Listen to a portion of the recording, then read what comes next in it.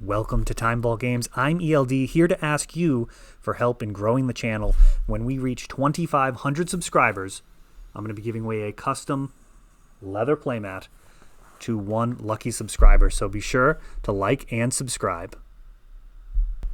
Welcome to Timeball Games. This is Fast Effect Double Speed Magic the Gathering. And we are jumping into the finals of a Legacy FNM Matt Orfanello on Eureka versus Adam 3-time Brennan on Storm. Two very accomplished players putting up excellent results, not only at our store events, also our open series, and really anywhere that they play. Scalding Tarn and Lotus Petal for Matt. Adam leading out with a Thoughtseize. Matt is grabbing a Tropical Island, and this could be a very painful response. Veil of Summer draws a card, shuts down the Thoughtseize. He does retain the life if we're looking for some type of silver lining to that interaction from Adam's perspective. A Ponder now for Matt digs him closer to his combo. Storm, a very difficult matchup traditionally for Sneak and Show, as Storm is just faster. It can turn 1-you. It has discard, which even if it's not stopping you from stopping them, they can prevent you from winning, if that makes sense. They can go after your counter spells, clear the way, and just kill you. Or if you're going to win, they can just stop you from winning, as your hand is so vulnerable as a show and tell player. Everything kind of has to take place in the hand compared to building a board presence, just leaving it so vulnerable to cards like Thoughtseize. And Veil of Summer really changing the dynamic here. 5 mana now, hardcast Force of Will, so Eureka may be in a bit of a control role right now. A Duress fired off, another Veil of Summer. And not only does that stop the Duress from going through, it also prevents Adam from being able to Tendrils this turn. A Cunning Wish during the end step. So usually if you throw out a Duress or Thoughtseize, if they do stop it, sometimes that adds to your Storm count and then you just combo off. Whereas Veil of Summer shuts it down, draws a card, and says you cannot Tendrils me this turn. I've got Hexproof from black. We've got an Intuition for Omniscience. And Adam looks like he's getting ready to scoop.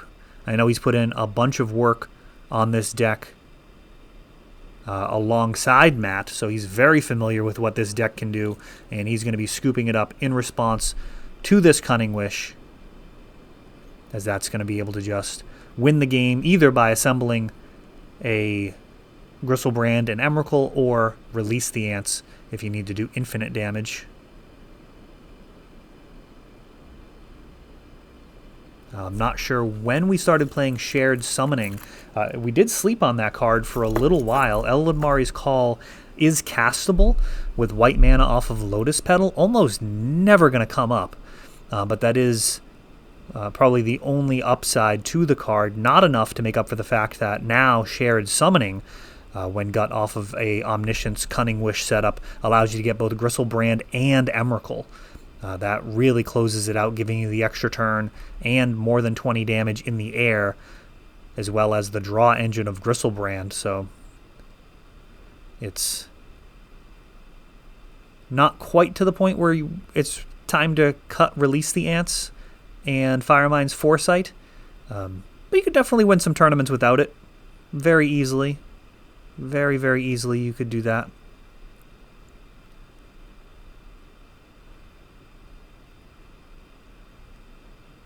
Especially if you try to brain out what possible scenarios you might be in where it doesn't work out for you and have some additional sideboard cards for those.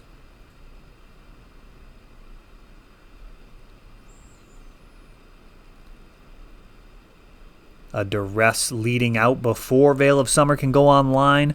And it looks like Surgical, Force of Will, a couple Omnisciences, Gristlebrand. It's going to be very over if Matt does manage to get the 3 mana here. So this is a race now. Adam, recognizing the shields are down, that last card in hand, if it's not something good, this is just looking like a shotgun win. 5 black mana plus an LED. Couple of Gristlebrands, couple of Omnisciences, and an Impulse. Force of Will, Veil of Summer, Spell Pierce, Brainstorm. Some of the only cards that would really matter from here.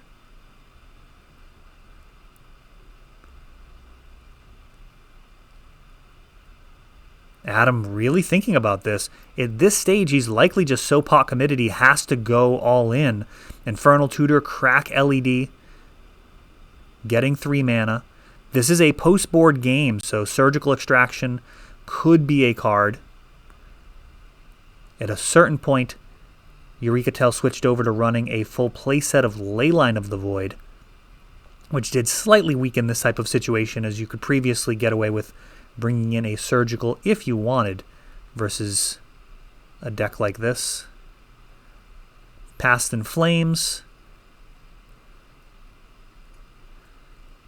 into more Dark Rituals.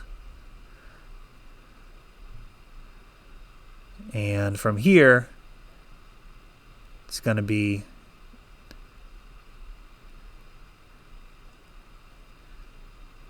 Infernal, Duressing. Oh, and it is the Veil. Filthy.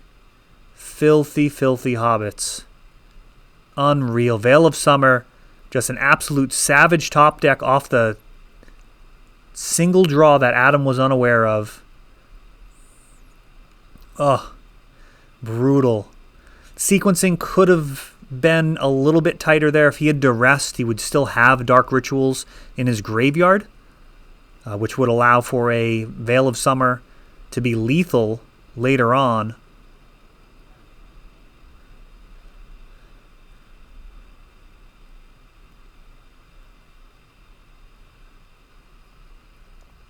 Xantid Swarm and passing the turn.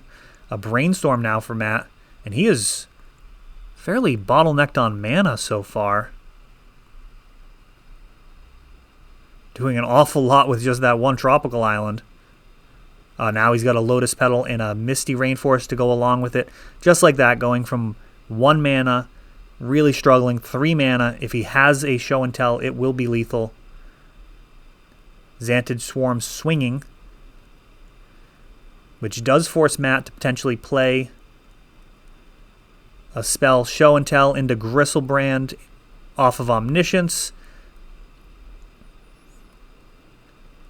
And there's the Cunning Wish.